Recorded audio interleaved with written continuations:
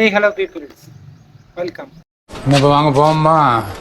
Welcome to open today official talk. So இந்த வீடியோவில் எதை பற்றி பார்க்க போகிறோன்னா அதை என்கிட்ட சொல்லி கொடுத்து வரல. தமிழ்நாட்டின் நடிப்பு அரக்கன் நானே சொல்லிடுறேன். நான் சொல்லணும். இப்போ வந்து காந்தாராவோட ரோஸ்ட் பற்றி பார்க்க போகிறோம். ஆளை பார்த்தா டம்மி பீஸா இருக்க, பயங்கரமான ஆளா இருக்கேடா. காந்தாரா ரோஸ்ட் பண்ண போகிறோம். காந்தாரா என்ன ரோஸ்ட் பண்ண போறீங்க? என்ன ரோஸ்ட் இருக்கு? காந்தாரோட ரோஸ்ட் பண்ண உங்களுக்கு என்ன இல்லை அவன் கிடக்குறான்.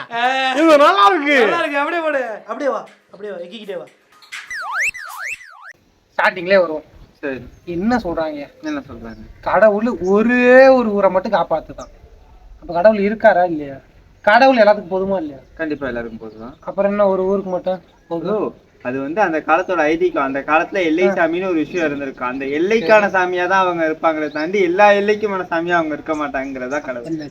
கடவுள் பொதுவுனா ஆமா, காந்தாரா மட்டும் ஏன் காப்பாத்தணும்?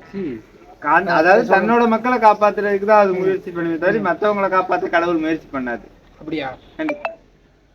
அப்ப இதுவும் ஒரு பிரிவினை தான்ஜி.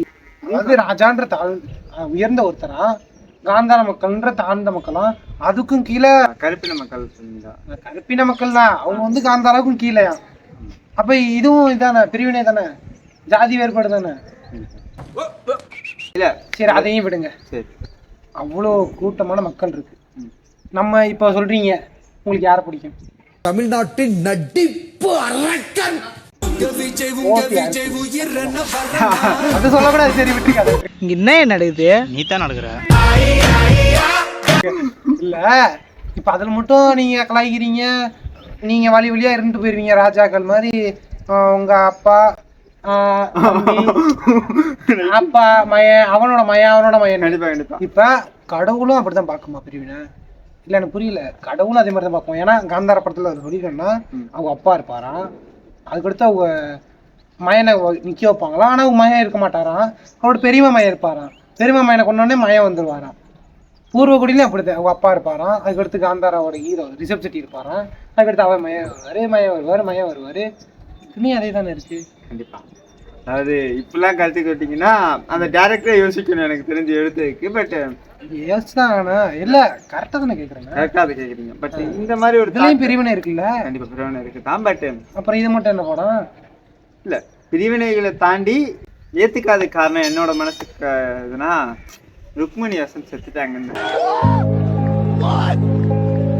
அதெல்லாம் ஜி வாசு வச்சு தலையை தட்டக்குன்னு திருப்பாரு. இல்ல, ருக்மணி வசந்துக்காக தான் நாங்கெல்லாம் படத்துக்கு போகலாமே யோசிச்சுவேன்னா அவங்களுக்கு கொடுத்த கேரக்டர் இதுல வந்து நல்லா ஸ்ட்ராங்கா இருக்கும். ஒரு ராணி கேரக்டர், முக்கியமான கேரக்டர் அப்படின்னு யோசிச்சு அந்த கத்தி இல்ல அந்த ஃபைட் சீன்லாம் கொடுத்துருந்தாங்க ட்ரெய்லர்ல பார்த்தப்ப.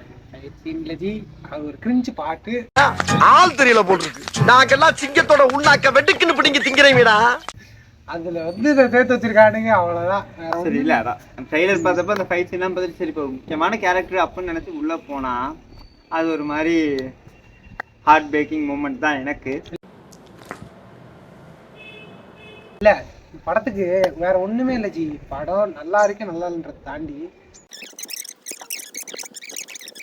எனக்கு காந்தாரா பர்சனலா பிடிக்காது. பட் எல்லாரும் நல்லா இருக்குங்கிறாங்க. சரி, இதை தாண்டி ஒரு மைண்ட் செட் தான்.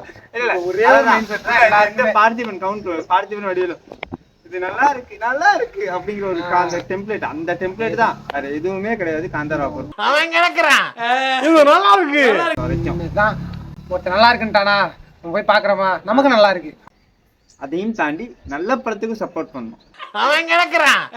அப்பதான் அடுத்தடுத்து நல்ல படம் காந்தாராக்கு சப்போர்ட் பண்ணணும்னு நான் சொல்லல. இல்ல, ஆனா அதுலயும் சில மிஸ்டேக் இருக்கு, பாத்துக்கங்க. அவ்வளவுதான். ஏய், என்னை வச்சு ஒன்னும் காமெடி பண்ணல. இந்த வீடியோ பிடிச்சிருந்தா லைக் பண்ணுங்க, ஷேர் பண்ணுங்க, கமெண்ட் பண்ணுங்க, மறக்காம சப்ஸ்கிரைப் பண்ணுங்க. Open today official.